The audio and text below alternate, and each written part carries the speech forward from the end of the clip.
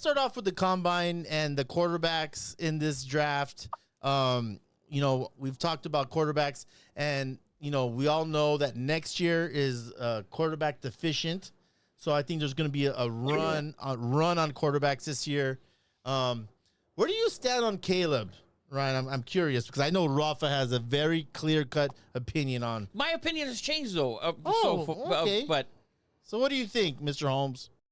I love him, honestly. As a player, I love him. I had no problem with him crying after a loss, showing some passion, whatever. But what has come out since then is where I struggle with him a little bit, right? Where he's demanding this, he's demanding that. Nobody wants a charity case, right? Nobody wants to have to put on some white gloves and give a white glove treatment, because quarterbacks already get a white glove treatment. Let's call it what it is. We had Tom Brady in the league for 9 million years. There were the tuck rule. You can't hit a quarterback here. We had all kinds of stuff, right? So we already have plenty of quarterbacks who are going to get a white glove treatment. So as a player, I think he's phenomenal. I think he can throw the ball from a ton of different angles. He does hold the ball too long sometimes, though, and I think that can be to his detriment, especially on the next level where you got to read and release and get the ball out, kind of like, we've seen with Brock Purdy. But I love him as a player, but it is what kind of guy is he? What kind of player is he when it comes to being a leader? Because what we're seeing with him right now is, I'm only going to do medicals, or at least have my medicals available for the teams that bring me in for an interview. I'm not sure if I want to go to the Bears, and obviously some of these things are secondhand, right? We're only hearing that he wants a guarantee of the Bears not drafting him from third parties. But we have seen with the combine how, he's one of the guys that's not performing. He's the only guy in years that says that he's not going to do all the medicals for everyone. So like I said, as a player, I love him, but I don't know what kind of guy he is when it comes to being a team guy. So, Rafa and I, we went to the Pac-12 championship with Utah versus USC, and we were 50-yard line. I mean, within arm's reach of Caleb. Literally arm's reach. We were right behind the bench. Yeah, and Rafa had formed an opinion, and and it wasn't very good opinion, Rafa. The thing is when I watched him play there, it wasn't during the game. It was off the field. So when he came to the sideline and he started struggling right after that in the second half where they didn't score, there's a turnover, there's things going on in the game, and he would come back to sideline, and, the offense and defense are on one side. He went to the defensive side of the bench the entire second half. He sat there and he pouted. Oh, he was on the bike. People saying he was injured and so on and so forth, whatever. He played 3 weeks later in the bowl game. And he played phenomenal, by the way. I think he threw 6 touchdowns. The problem is when he plays bad or he makes a mistake, etc., he isolates himself from the rest of the team. And I hate his attitude. I hate his attitude 1,000%. Is he talented as shit? 100%. He's amazing talent. But my problem is his attitude. I don't care that he cried after the game, whatever. It's just the shit that he does away from the team that I think it's a problem. When you're going into the NFL and you're going to go into it, all these dudes are grown-ass men. Yeah. And you have leaders on every team you're going to go to, basically, right? So that's the problem that I have with him. I think he's all the skills in the world he has. But I agree with you on certain things. He plays are way too long. You're not going to be able to get away with shit like that in the NFL. You saw it in the Notre Dame game, which was the first decent defense that he played this year. He was spinning into sacks. Yeah. It's like, you're going to get away with that shit against San Jose State and Arizona State and Stanford. You're not going to get away with that against, 4- and 5-star dudes. And you're definitely not going to get away from that in the NFL. Well, most of his stats, too, most of his big stats, he had, 30 touchdowns this year.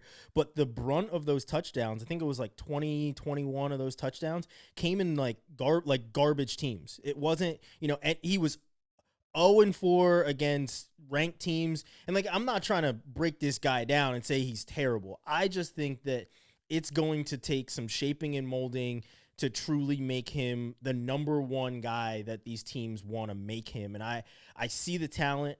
You know, I'm obviously not an NFL player. I'm just a guy talking with a microphone, but I see the talent. I think he's got a great arm. I think he can read plays. He needs to be able to read plays a lot faster and diagnose it. But man, I mean, the talent jumps off the charts, but he's got to be able to do it on a consistent basis. So let me ask you this, and we'll get off of Caleb after this. Do you think, and Rafa, do you think that he is worthy of the number 1 pick in this draft? Is he far and beyond? I mean, is it signed, sealed, delivered? He is the number 1 pick in this draft. Not in my opinion. I don't think so. I mean, Daniels is the guy. I mean, it's not because he won the Heisman or anything else. Like, look at the things that he did this year. The biggest gripe about Daniels is that he's skinny. Okay, well, Lamar Jackson isn't big. He just won the damn MVP. And that he takes a lot of hits. Well, okay, you can teach a guy to slide. You can teach a guy to go out of bounds. But the man is able to diagnose the defense. Couldn't really do much with my Florida State Seminoles in that first game. I'm going to throw that out there. But he's very good. They were the number 1 offense for a reason. It ran through him, and he did really well. So for me, I love Daniels. I think that he's going to be a phenomenal player because he already carries himself like a professional. I agree, too. I've been saying Daniels for a long time, Yes. way before the season even ended. I thought he was better, and ESPN had him for the longest time, like the 8th best quarterback. The kid from Duke was better. This guy's better, and so on, and blah, blah, blah. And you saw it. I like Daniels. I like Caleb, too. I just think Caleb is going to struggle in the beginning unless, for me, the perfect situation for Caleb would be if Minnesota somehow traded to the number 1 spot. Because Caleb he's going to get out of the pocket and extend plays and shit like that, and that's what he's been doing for the last 3 years.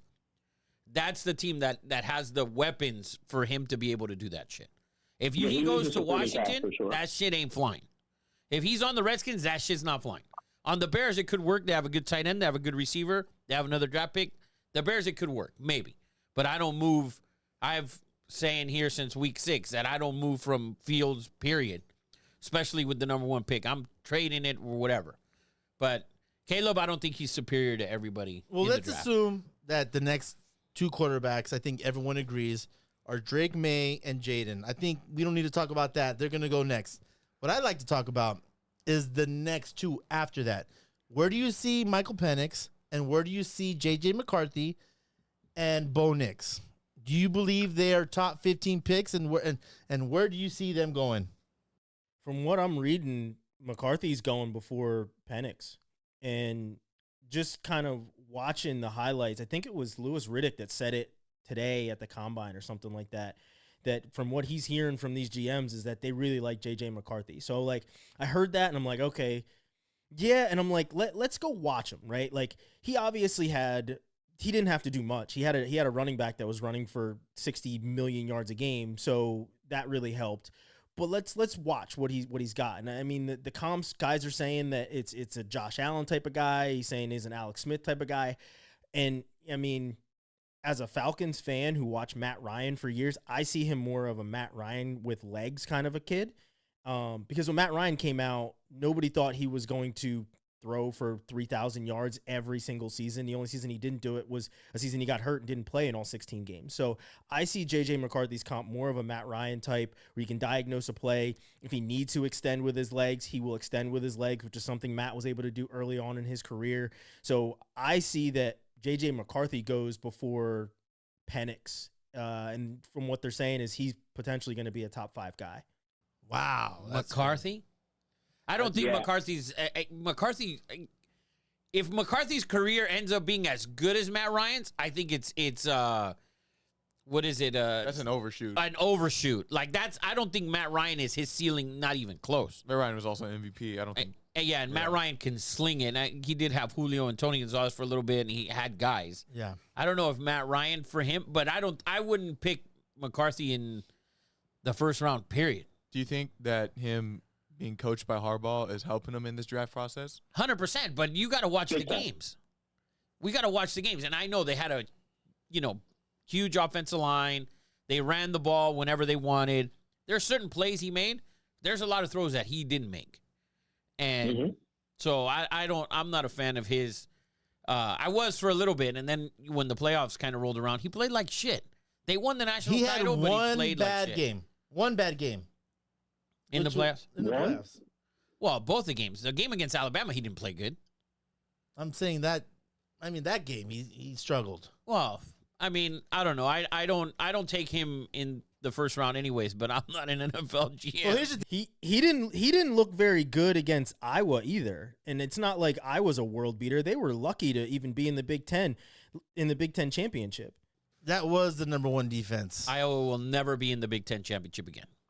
So Yeah, because they're getting rid of divisions. They're like, okay, we have Michigan and Ohio State playing every year. That's literally our Big Ten championship, and it's happening during the regular season, so that will never happen again. So in my Yeah. mock draft last week, Ryan, and I was ridiculed and tarred and feathered and drugged through the town. I had Bo Nix going 14th overall to the New Orleans Saints. Where do you see Bo Nix in this draft? Maybe going to Seattle, honestly. If I think Seattle has what pick did they have? I don't even have it in front of me right now. 16th. So yeah, I would see them going with Bo Nix. Michael Penix throws probably the best deep ball of all of them, but he's injury prone. You know, he still has some different issues that I think, you know, he will probably need to work out. So, but yeah, I think that Bo Nix is a great quarterback. I think he's obviously been in the NCAA for a number of years, played in multiple different offenses, and he gets what offense should look like. But yeah, I see him more of going to Seattle and duking it out with Geno Smith, honestly. see, this is the problem I have with, which is the same problem that I had with your Saints take, and the same problem that I have with this Seattle take. That, in my opinion, when you're like Seattle was one game from missing the playoffs. Yeah. Right? The Saints were one game from missing the playoffs. There's no way that these two teams would waste a first-round pick on a quarterback. Not when your biggest weakness was at quarterback. For the Seahawks? for not for Yes. the Seahawks. No. No. Biggest Listen, weakness? Their left tackles got hurt.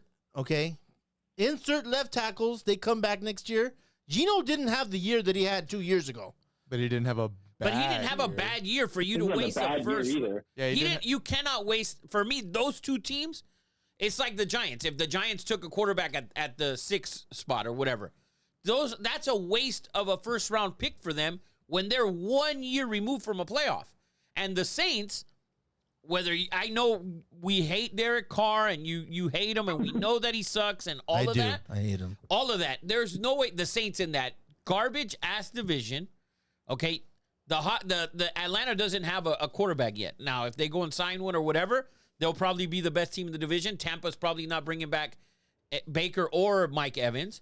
So how can you, if you're the Saints, the Saints should have won that division this year, and they should win it again next year. They have the talent, and you paid a bunch of money to the quarterback. Seattle, I feel, is the same boat as the Saints. No way this year can you waste a first-round pick. Not on those guys. Not on those dudes. Like, you can wait to get a guy. You can literally wait. And it's not like your team was straight trash. You didn't win 5 games. They each won 8 or 9 games.